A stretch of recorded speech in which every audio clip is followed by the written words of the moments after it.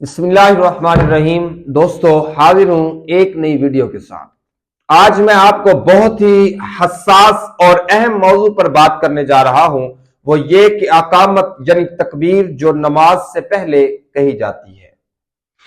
اقامت کس سے کہتے ہیں؟ سب سے پہلا سوال یہ ہے، اگر آپ میرے چینل پر نئے ہیں تو میرے چینل کو سبسکرائب کرنا نہ بھولیے گا اور اپنی رائے کمنٹ سیکشن میں ضرور دیجیے گا اور ویڈیو اینڈ تک لازمی دیکھ لیجیے گا۔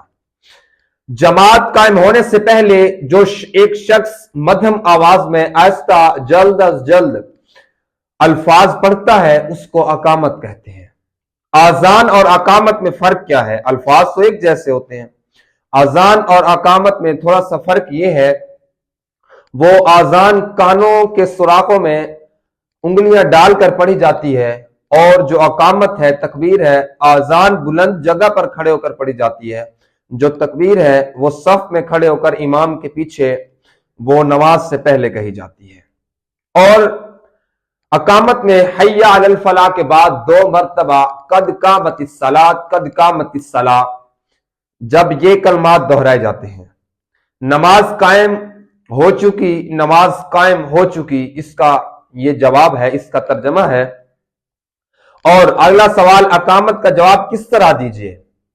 اس کا جواب بھی اسی طرح ہے جیسا آذان کا ہوتا ہے، لیکن اس میں 2 کلمات، 2 الفاظ ایسے ہیں، قد قامت الصلاۃ قد قامت الصلاۃ۔ اس کا جواب کیسے دیا جائے؟ تو دیکھیے اس کا جواب کچھ یوں دیا جائے، اقامہ اللہ تعالی و ادامہا ما دامت السماوات والارض، یہ اس کا جواب ہے۔ اور اس کا ترجمہ کچھ یوں ہے، اللہ اس کو قائم اور ہمیشہ رکھتے جب تک کہ آسمان اور زمین میں ہے۔ یہ نماز کی بات ہو رہی ہوتی ہے۔ اور آگے سوال ہے، تکبیر بیٹھ کر سننی چاہیے یا کھڑے ہو کر؟ یہ مقتدی کے لیے بہت ہی اہم ٹاپک ہے۔ دیکھیے تکبیر بیٹھ کر یا کھڑے ہو کر سننی چاہیے سوال ہے، اس کا جواب کچھ یوں ہے، جب تکبیر کہنے والا حی علی الفلاح پر پہنچے تو تب مقتدی کو کھڑا ہونا چاہیے، لہٰذا پہلے کھڑا ہونا مکروہ ہے۔ مقتدی امام کے آگے پہلے کھڑا نہ ہو جب تک حی علی الفلاح اقامت نہ کہے، اقامت تک نہ پہنچے۔ تکبیر کہنے والے کو کیا کہتے ہیں؟ تکبیر یعنی اقامت کہنے والے کو مکبر کہا جاتا ہے، مکبر کہتے ہیں۔ تکبیر کہنا کس کا حق ہے؟ دیکھیے تکبیر کہنا اس کا حق ہے جس نے آذان پڑھی ہے۔ ہاں اگر جس نے آذان پڑھی ہے وہ موجود ہے تو وہی تکبیر کہے، نہیں تو اگر کوئی اور پڑھنا چاہتا ہے تو اس کی اجازت لینا ضروری ہے۔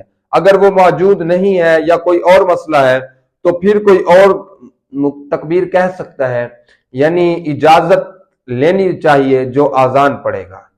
تو میرے دوستو یہ چھوٹی سی ویڈیو ثواب کی نیت سے ضرور شیئر کیجیے گا، اور یہ بہت ہی اہم مسئلہ ہے، یہ ویڈیو پورے اینڈ تک لازمی دیکھ لیجیے گا اور میرے چینل کو سبسکرائب کرنا نہ بھولیے گا، اپنے کمنٹ سیکشن میں ضرور دیجیے گا۔ ایسی اچھی ویڈیوز میرے چینل پر لانگ ویڈیو میں نے اپلوڈ کی ہوئی ہیں، تو میرے چینل کو سبسکرائب کرنا نہ بھولیے گا اور اپنی رائے کمنٹ سیکشن میں ضرور دیجیے گا۔ تب تک کے لیے اللہ حافظ۔